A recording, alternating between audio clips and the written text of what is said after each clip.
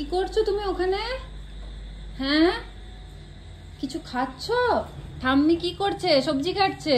আর আমাদের চকোরানি কি করছে এখানে?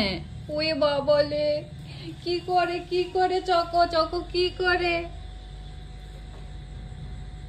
ওয়ে বাবা, আবার বসে বসে খাচ্ছে, কুঁদরি খাচ্ছে। কি কুঁদরি?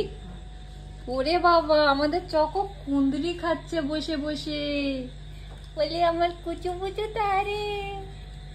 ওই দেখি দেখি দেখি দেখি দেখি। দেখো, যারা যারা বন্ধুদেরকে বলো বলো কেউ আমার মতো কুঁদরি খাও বসে বসে। চকো কুঁদরি খাচ্ছে।